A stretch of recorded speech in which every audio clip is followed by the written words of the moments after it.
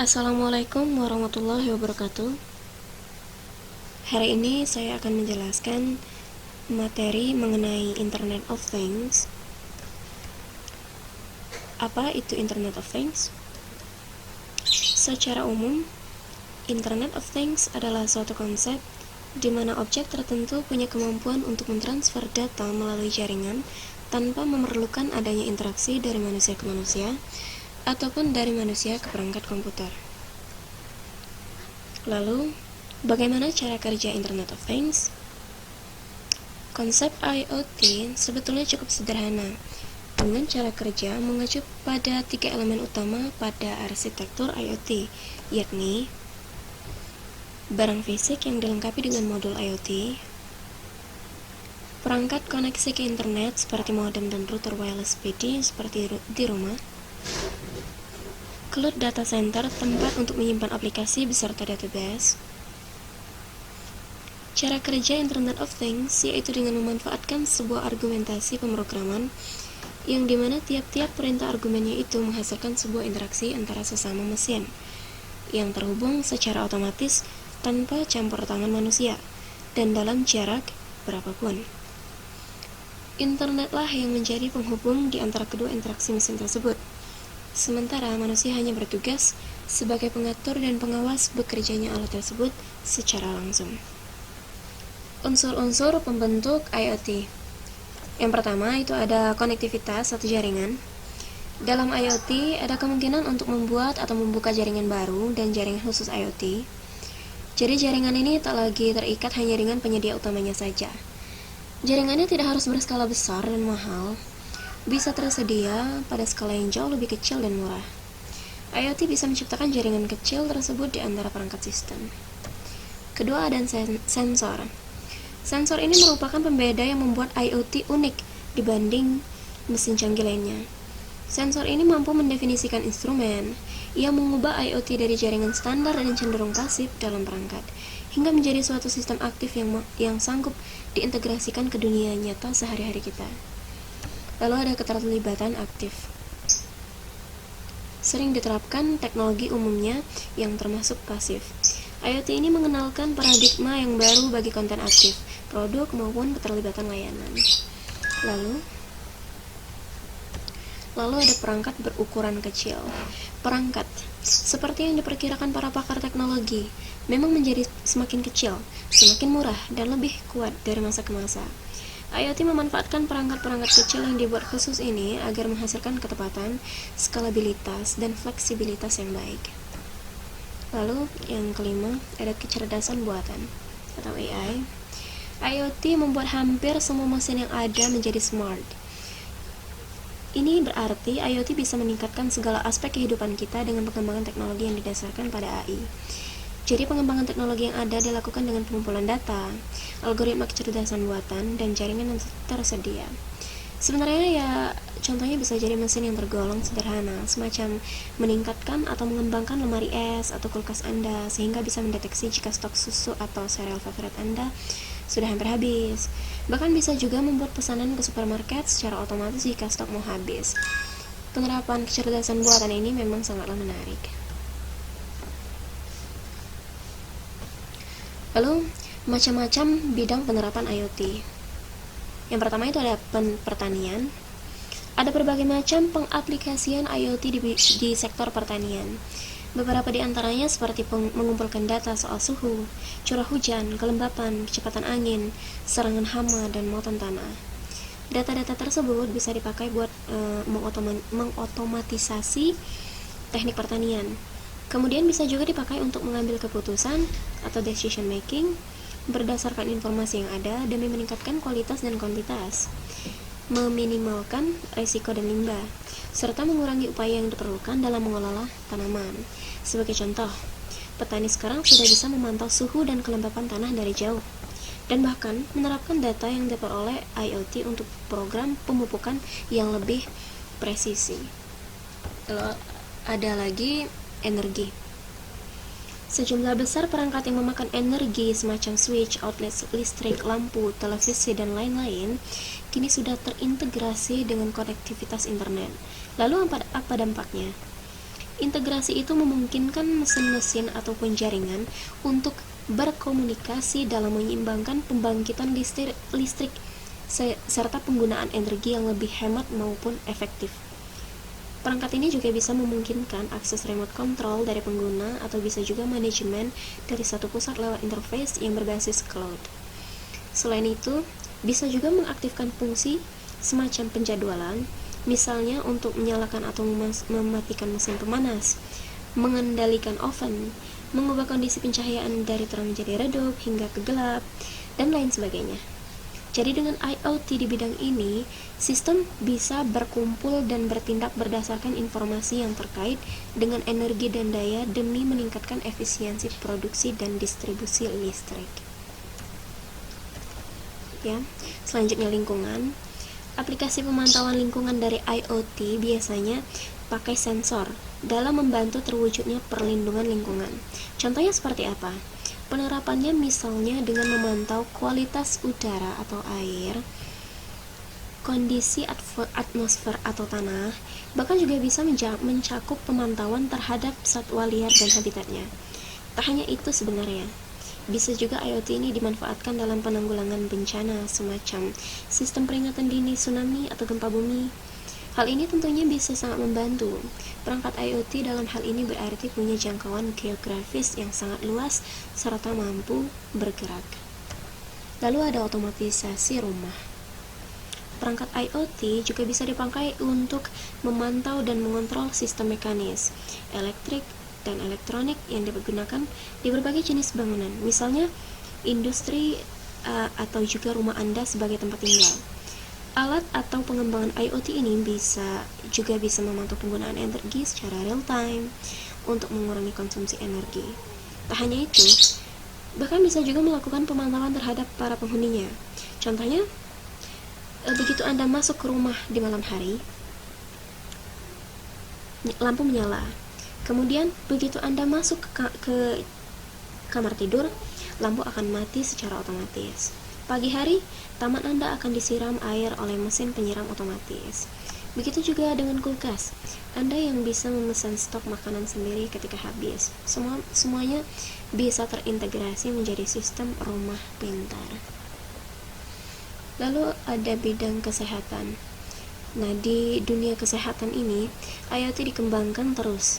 Bahkan nanti di masa yang akan datang, seluruh rekaman kesehatan Anda bisa ditransfer langsung ke tenaga medis maupun rumah sakit.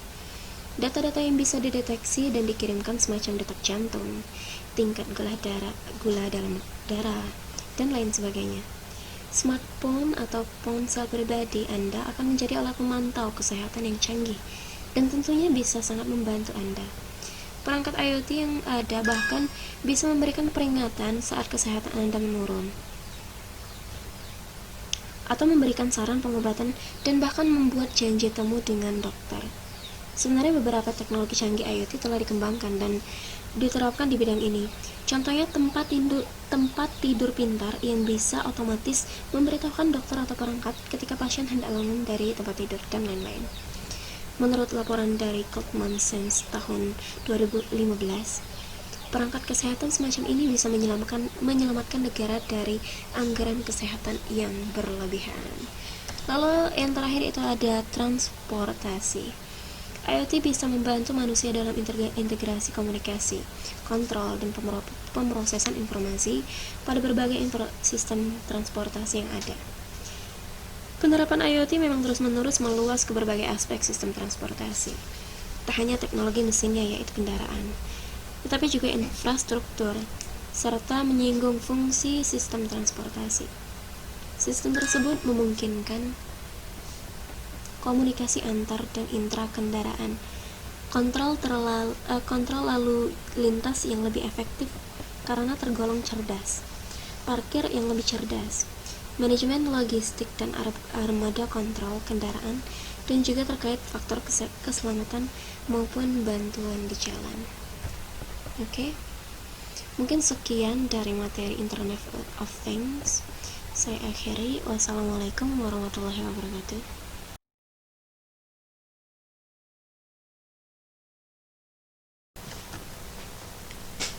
Assalamualaikum warahmatullahi wabarakatuh.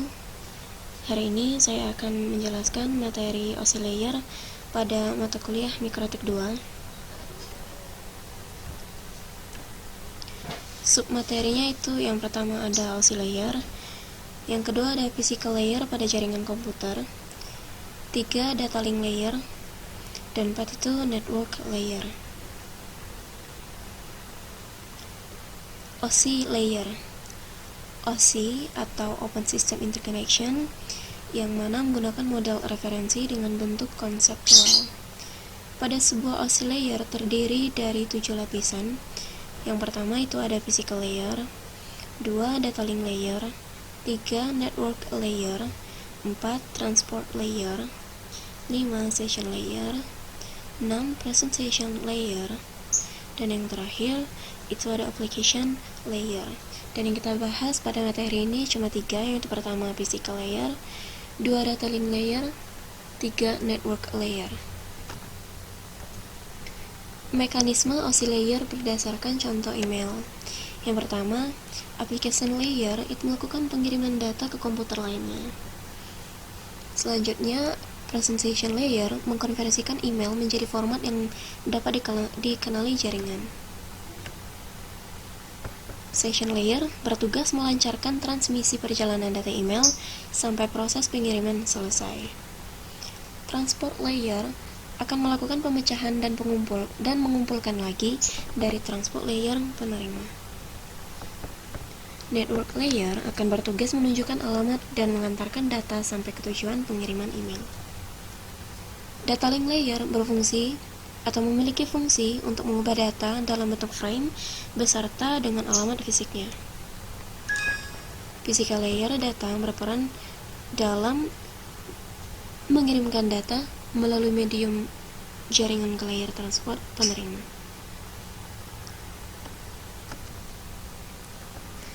Kemudian, saat physical layer sudah selesai mengirimkan data, alur akan berbalik ke bagian physical layer menuju ke application layer ke komputer penerima sinyal.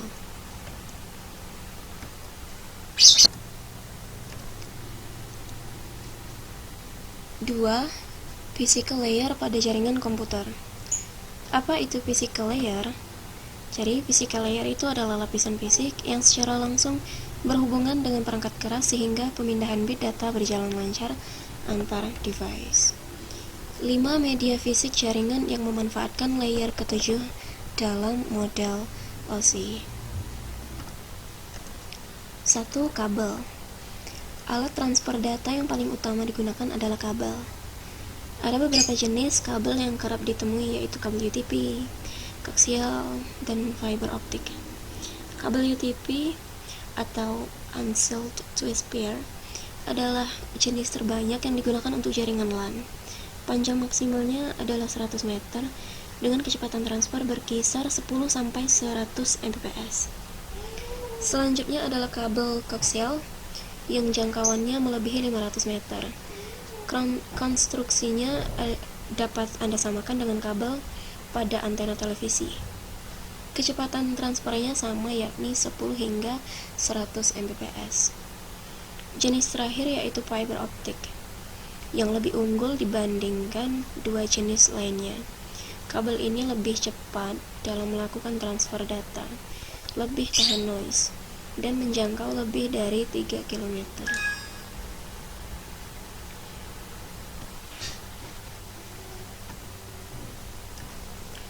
Lalu ada Network Interface Card atau NIC. Nama lainnya itu adalah LAN card, yang bertugas untuk meneruskan sinyal biner dari komputer sumber menuju sumber melalui perangkat keras berupa kabel. Dengan sendirinya, NIC mampu memilih frame yang dibutuhkan dalam proses pengiriman data. 3. Ada hub. Pada umumnya, hub digunakan oleh jaringan yang mengimplementasikan topologi bintang. Dengan adanya hub, antara komputer user dan klien dapat saling berbagi informasi, sehingga menghemat kabel dan server. Selanjutnya ada repeater. Perangkat keras ini berfungsi untuk menambah jangkauan transmisi data tanpa melakukan penambahan server baru. Yang terakhir ada switch. Konsep dasarnya sama seperti hub. Hanya saja switch lebih selektif dalam memilih komputer klien yang berhak mendapatkan akses informasi. Cara yang dilakukan adalah dengan membatasi transmisi dari paket data. Lanjut ke fungsi physical layer. Yang pertama itu menentukan model persinyalan. Maksudnya, komunikasi data dalam jaringan membutuhkan lapisan fisik untuk memuluskan prosesnya. Data baik dalam bentuk digital maupun analog akan dibawa oleh sinyal dari sistem sumber ke sistem tujuan. Lapisan fisik bertugas untuk mendefinisikan metode persinyalan untuk mendukung proses transmisi tersebut. 2. Melakukan sinkronisasi data. Sebagai susunan terakhir, fungsi fisik dalam model OSI adalah melakukan penyelarasan paket data agar isinya tidak berubah. Beberapa hal yang dicek seperti format data, bagian pemecahan data, dan bit-bit data. 3. Mendefinisikan link fisik dalam transmisi data. Lapisan ini menjalankan fungsi yang berhubungan langsung dengan media atau link fisik. Pendefinisian dilakukan agar proses transmisi dapat berjalan lancar dan sesuai protokol. Beberapa aktivitas yang dilakukan meliputi pengolahan besar tegangan listrik, penentuan jenis kabel serta konektor, dan pengontrolan maksimal dari panjang media transmisi. Lanjut yang keempat itu mendefinisikan kartulan. Maksudnya ini, keberadaan kartulan dibutuhkan dalam jaringan komputer karena dapat mempercepat proses pertukaran data. Walaupun sudah ada kartulan wireless, namun penggunaan kabel juga masih banyak dipilih. Pendefinisian kartulan dapat dibantu oleh layer fisik. Dengan begitu, LAN card dapat berkomunikasi dengan kabel ataupun radio tanpa mengalami kendala. Dan fungsi yang terakhir dari physical layer itu mengimplementasikan topologi jaringan. Topologi jaringan adalah kerangka yang dibuat agar antar komputer dapat saling bertukar informasi, bahkan sebelum membangun jaringan. Anda terlebih dahulu harus mengetahui topologi yang akan dipilih untuk menghubungkan beberapa perangkat. Lapisan fisik memiliki 4 bagian yang meliputi asymmetric digital subscriber line atau ADSL, symmetric digital subscriber line atau SDSL, hotspot, dan Wi-Fi. ADSL yang dikenal juga sebagai HDSL melakukan pengiriman data secara asimetrik. Dengan kata lain, kapasitas transmisi upstream dan downstream berbeda, sedangkan SDSL melakukan pengiriman secara simetris. Kita lanjut ke data link layer. Jadi data link layer ini merupakan sebuah lapisan atau layer pada OSI reference model for open networking yang memiliki tugas utama untuk menyediakan sebuah prosedur pengiriman data antar jaringan. Fungsi dari data link layer itu banyak fungsinya. Yang pertama, melakukan proses grouping secara logik. Fungsi pertama dari data link layer ini adalah melakukan proses grouping secara logik atau secara tidak terlihat. Proses grouping merupakan proses penyatuan dari beberapa paket data ke dalam satu kesatuan paket data yang utuh. Selanjutnya, yang kedua itu menyediakan akses ke dalam media menggunakan MAC address. Ya, seperti sudah disinggung sebelumnya, dalam lapisan data link layer ini terdapat sebuah alamat fisik yang kita kenal dengan nama MAC address. MAC address merupakan sebuah kode alamat yang dicetak secara fisik dan dibutuhkan untuk melakukan proses pengiriman dan juga proses penerimaan data di dalam sebuah siklus transmisi jaringan komputer. Lanjut ke fungsi berikutnya. mendeteksi kesalahan pengiriman dan penerimaan paket data dan melakukan proses pengkoreksian. Bukan tidak mungkin, ketika proses transmisi data terjadi, terdapat beberapa kesalahan, seperti kesalahan pemecahan data menjadi paket data, ataupun kesalahan dalam pengiriman data dan proses penerimaan data. Nah, sudah merupakan fungsi dari data link layer untuk melakukan proses pendeteksian dan juga proses pengkoreksian kesalahan yang terjadi pada proses transmisi data tersebut. Selanjutnya, menggabungkan paket data ke dalam byte dan menggabungkan byte ke dalam frame. Seperti yang sudah disinggung sebelumnya, ini merupakan kelanjutan dari fungsi grouping yang dilakukan oleh data link layer. Fungsi berikutnya dari data link layer adalah untuk menggabungkan bentuk-bentuk paket data menjadi kesatuan yang utuh, mulai dari paket data menjadi bentuk byte hingga menggabungkan byte-byte yang ada menjadi sebuah bentuk frame.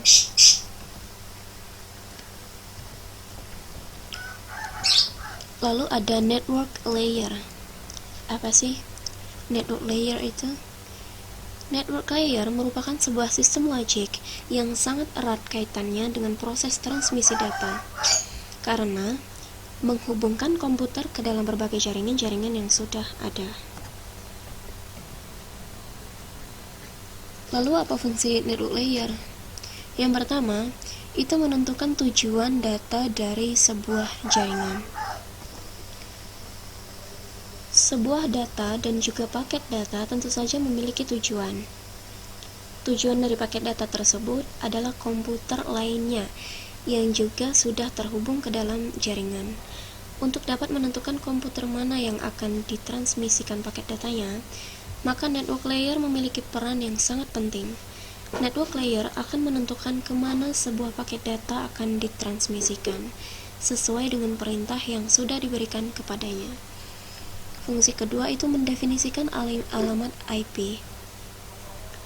Untuk dapat menentukan komputer mana yang akan menjadi tujuan dan mana yang menerima paket data yang akan ditransmisikan, maka network layer kemudian akan mendefinisikan masing-masing alamat IP atau IP address.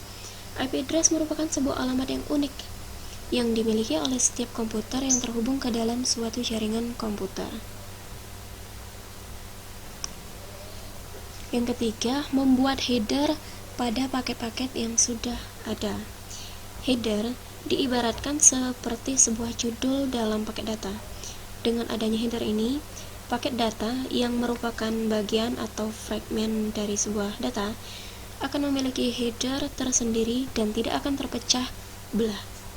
Misalnya sebuah data bernama X akan dipecah ke dalam bentuk paket data dengan masing-masing header X1, X2, X3, dan seterusnya. Nah, dengan adanya header ini, maka setiap paket data akan memiliki header yang sama, sehingga kita nantinya paket data akan disatukan kembali menjadi sebuah data yang utuh. Paket data tersebut dapat disatukan kembali dengan mudah dan bisa terdeteksi apabila ada paket data yang hilang ataupun mengalami kerusakan. Melakukan proses routing. Nah, proses routing merupakan proses pemberian route atau rute dari sebuah paket data. Selain membantu mendefinisikan IP address, network layer juga memiliki fungsi yang sangat penting untuk meneruskan paket data yang sudah ada menuju penerimanya melalui rute-rute tertentu. Namun demikian, rute-rute tersebut sudah terlebih dahulu didefinisikan melalui apa yang kita kenal dengan nama tabel routing. Nah, dengan demikian, tiap paket data akan dikirimkan ke alamat yang sudah didefinisikan sebelumnya, sehingga dapat mencegah terjadinya salah alamat. Ya, itu saja materi OSI layer kali ini. Saya akhiri. Wassalamualaikum warahmatullahi wabarakatuh.